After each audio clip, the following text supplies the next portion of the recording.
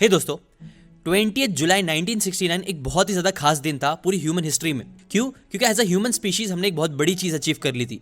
एक ऐसी चीज अचीव करी थी उस टाइम पे जिस पे पूरी दुनिया भर की नजर थी। क्या थी वो अचीवमेंट? वेल, ये वही दिन था जब दो ह्यूमंस पहली बार अर्थ को छोड़ के कहीं और मतलब मून पे पहली बार गए थे। पहली बार मून पे उन्होंने अपने कदम रखे थे।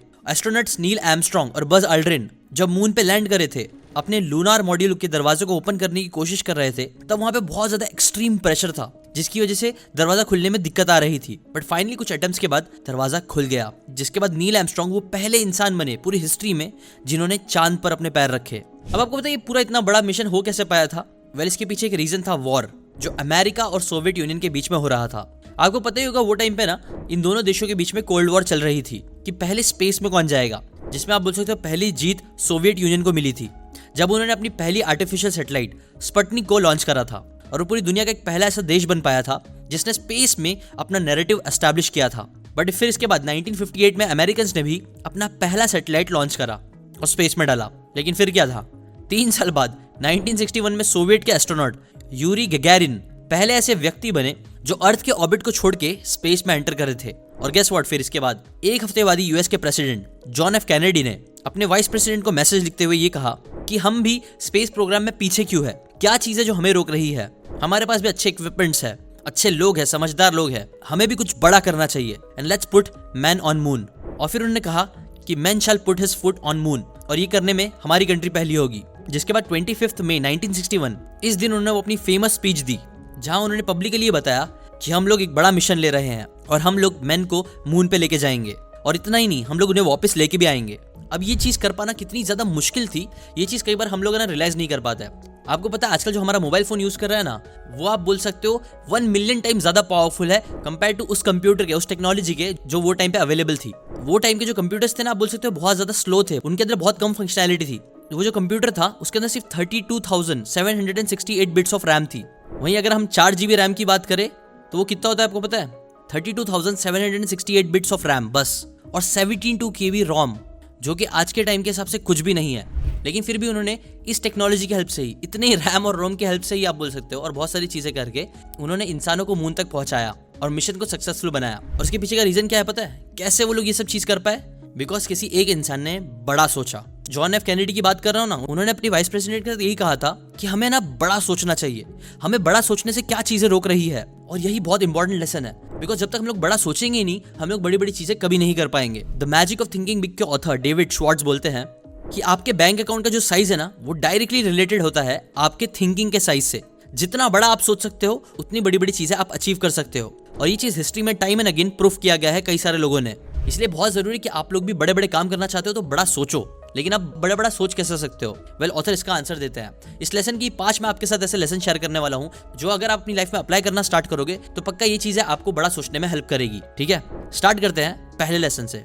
देखो, बेन श्वार्ट्ज नाम के एक इंसान थे जिन्होंने एक एक्सरसाइज करी थी अपनी क्लास के ऊपर, जहां पे उन्होंने अपने स्टूडेंट से क्वेश्चन पूछा कि बच्चों सोचो कि कैसे हम लोग ना प्रिजन सिस्टम को कंप्लीटली इरेडिकेट कर सकते हैं, खत्म कर सकते हैं। आप लोग सोचना स्टार्ट करो ना। ये क्वेश्चन जैसे ही उन्होंने पूछा स्टूडेंट्स के सामने, तो स्टूडेंट्स काफी कंफ्यूज हो गए थे।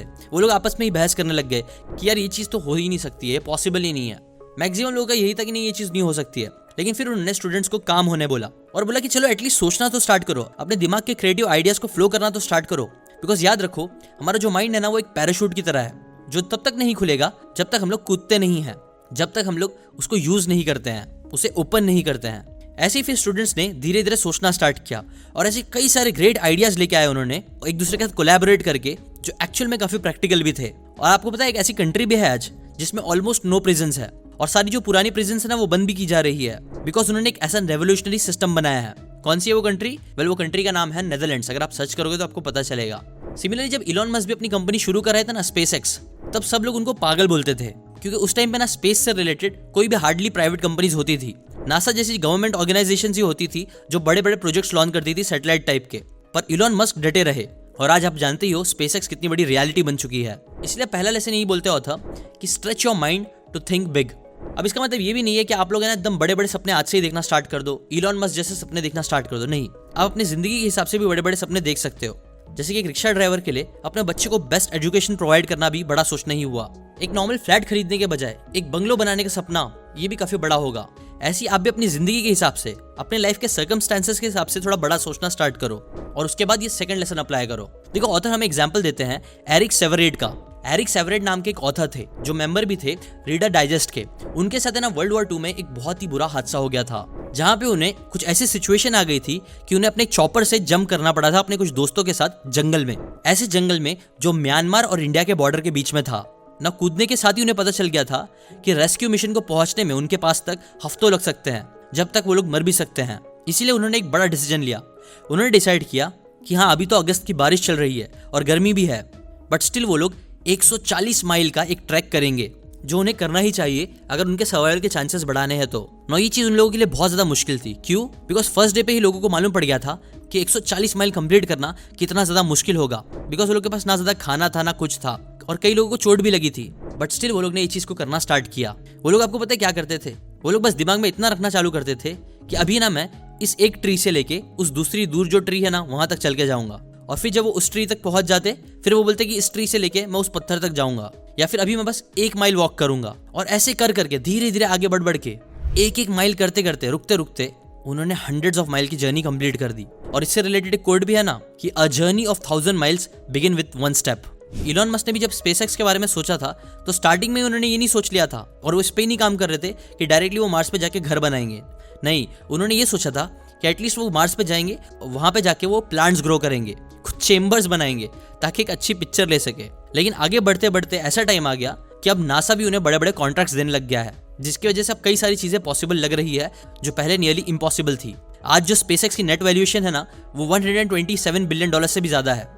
सिमिलरली टेस्ला वालों ने पहले दिन ही ये नहीं सोच लिया था कि हम ऐसी कार्स बनाएंगे जो हर कोई अफोर्ड कर पाएगा। नहीं, हाँ ये उनके विजन में जरूर होगा, बट उनके जो छोटे छोटे गोल्स थे वो ये थे कि चलो पहले एक लग्जरी कार बनाते हैं, पहले रिच लोगों को हम सर्विस देते हैं, प्रॉफिट कमाते हैं, और उसके बाद धीरे धीरे हम ऐसी कार्स बनाएंगे जो अफोर्डेबल बन सके।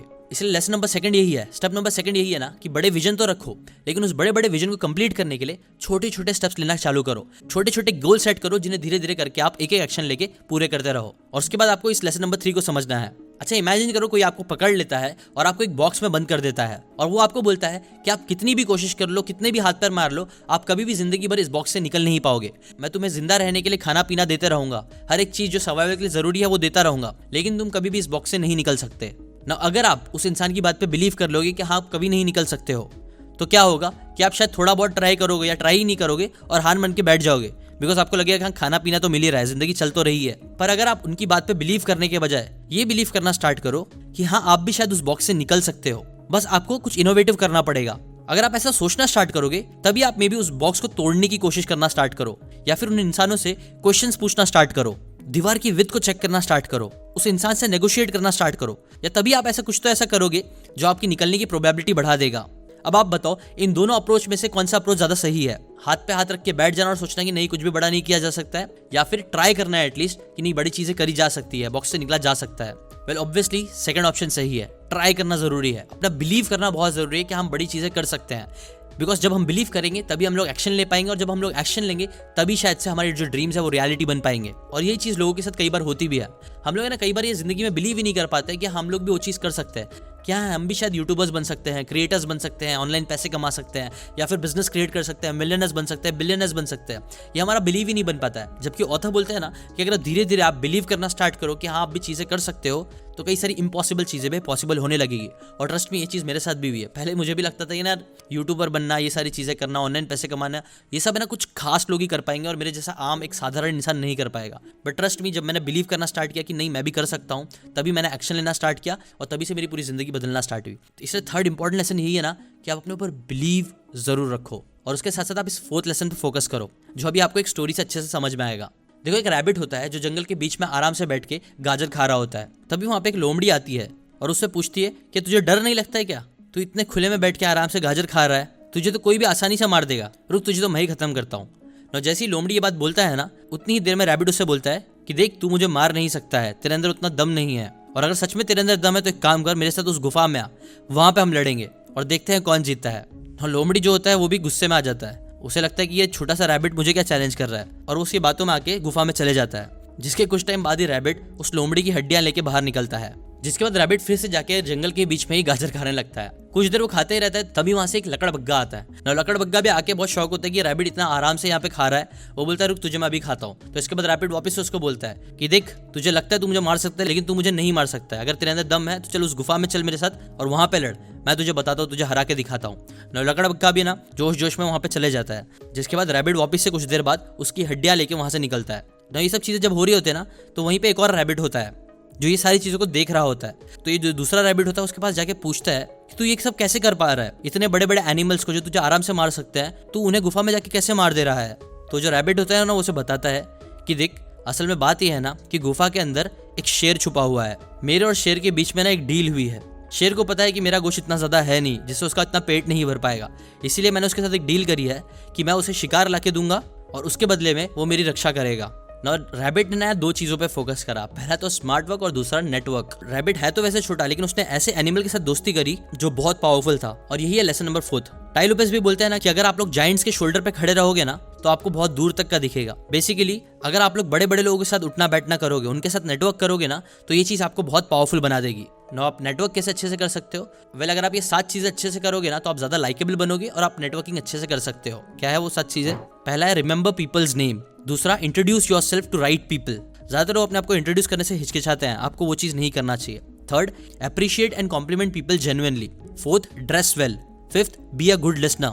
हमेशा बोलते रहने के बजाय सुनना सीखो। Sixth, maintain eye contact. And seventh, talk about common interest. मतलब जो भी आप लोगों के बीच में सिमिलरिटीज है ना, उन पे बात करना स्टार्ट करो। डिफरेंसेस पे बात करोगे तो यूजुअली झगड़ा होगा, लेकिन सिमिलरिटीज पे बात करोगे तो लाइकेबिलिटी बढ़ेगी ना। ये सारी चीजें तो करो ही, बट उसके साथ साथ इस 5वें लेसन को भी जरूर याद रखना। देखो दोस्तों, 1999 अमिताभ बच्चन जी के लिए बहुत खराब साल था, जहां पे उनके साथ बहुत खराब हो रहा था। उनकी बहुत सारी मल्टीपल कंपनीज थी ना, वो ब्रोक हो गई थी, कंगाल हो गई थी, जिसकी वजह से उनका बैंक अकाउंट ऑलमोस्ट 0 हो गया था, बिल्कुल खत्म हो गया था। उन्हें समझ नहीं आ रहा था कि उन्हें क्या करना चाहिए ना। ये बात है ना धीरू भाई अंबानी तक पहुंच गई थी, जिसके बाद उन्होंने अनिल और मुकेश अंबानी जी को कहा कि ये आदमी बहुत परेशान है, आपको इनकी हेल्प करनी चाहिए कुछ पैसे देके। उन्होंने कहा कि हमें उनको पैसा देना चाहिए ताकि उनका जो लोन है, वो सारे लोन और कर्जे है वो खत्म हो सके। बट जब उन्होंने ये ऑफर अमिताभ बच्चन जी के सामने रखा ना, तो अमिताभ बच्चन जी ने वो पैसे लेने से पोलाइटली मना कर दिया। जिसके बाद उन्होंने फिर से काम करना शुरू किया बिना हार माने। एंड गेस व्हाट, इसके बाद उन्होंने केबीसी किया और केबीसी बहुत ही ज्यादा हिट साबित हुआ। जिसके बाद उन्होंने कुछ ही सालों में अपना पूरा लोन खत्म कर दिया ना। ये चीज काफी इंप्रेसिव थी, इसीलिए फिर धीरू भाई अंबानी ने उन्हें एक पार्टी पे इनवाइट किया, जहां पे वो फाइनेंस वर्ल्ड के कई सारे दिग्गजों के साथ बैठे हुए थे। तब उन्होंने अमिताभ बच्चन जी को अंदर बुलाया और सबके सामने कहा कि ये बच्चा ना गिर गया था, पर खुद की मेहनत करके ये फिर खड़ा हो गया। ऐसी हम सबको होना चाहिए ना। ये बात जब अमिताभ बच्चन जी ने सुनी ना, तो उनकी आंखों से पानी आ गया। और हाँ, ये बात एकदम सच है। आप देखोगे ना, अमिताभ बच्चन जी है ना, आज 80 साल के होने के बाद भी एकदम हार्ड वर्किंग है, हमेशा काम करते रहते हैं, कुछ ना कुछ नया करते रहते हैं, अपने आप को हमेशा टेस्ट करते रहते हैं, वक्त के साथ हमेशा अपने आप को बदलते रहते हैं। वो बैठे नहीं रहते। वो भी चाहते तो कई दूसरे लोगों की तरह हमेशा ये कर सकते थे, ये सोच सकते कि नहीं मुझे हमेशा हीरो ही बनना चाहिए, नहीं। बट उन्होंने गेस किया कि उनका वक्त आगे बढ़ रहा है, तो उन्हें अब दूसरे रोल्स करने चाहिए, नई नई चीजें ट्राई करनी चाहिए। जो वो करते रहे, वो कभी भी रुके नहीं, वो हमेशा एक्शन लेते रहे। और ये चीज बहुत इंपॉर्टेंट होती है, हमेशा कुछ ना कुछ करना। देखो, रास्ते पे चलने वाले लोग भी बड़ी बड़ी बातें कर लेते हैं, लेकिन एक्चुअल दम उनमें ही होता है जो एक्शंस लेते हैं और एक्शन लेके रिजल्ट्स प्रोड्यूस करते हैं। और ये चीज सबसे इंपॉर्टेंट होती है। आप कितना भी बड़ा सोच लो, कितने भी बड़े बड़े प्लान्स बना लो, जब तक आप एक्शन लेना स्टार्ट नहीं करते हो, मूवमेंट लेना स्टार्ट नहीं करते हो, तब तक आप कुछ नहीं कर पाओगे। इसलिए बहुत जरूरी है कि आप एक्शंस लो। दिन भर बस टाइम पास करने के बजाय अपनी जिंदगी पे काम करना स्टार्ट करो। और यही है लास्ट लेसन जो सबसे इंपॉर्टेंट भी है, ठीक है। अभी अगर मैं वीडियो को समराइज करूँ तो पहला लेसन यही है कि stretch your mind to think bigger. Second, remember that progress happens step by step. Third, believe you can do big things. Fourth, build a good network. And fifth, do always more not less. और ये सब भी आपको सोच समझ के ही करना है। ऐसा नहीं कि सिर्फ आपको अंधाधुन हथौड़े मारते रहना, नहीं। आपको वक्त के हिसाब से समझदारी से एक्शन लेना चाहिए। तो ये थी कुछ इंपॉर्टेंट बातें the magic of thinking big book से। अगर आपको ऐसी बुक्स की समरीज फ्री में हर संडे सीखते रहना है तो चैनल को सब्सक्राइब करके बेल आइकन जरूर दबाना। मैं आपके लिए ऐसी अमेजिंग बुक की समरीज फ्री में लेके आता रहूंगा। और उन सभी लोगों का थैंक्स जितने भी लोग वीडियो को लाइक करते हैं, अपने कमेंट्स अच्छे अच्छे डालते हैं। मैं सबको रिप्लाई तो नहीं कर पाता हूँ, बट मैं कमेंट्स को पढ़ता जरूर हूँ, कई बार बहुत बार पढ़ता हूँ।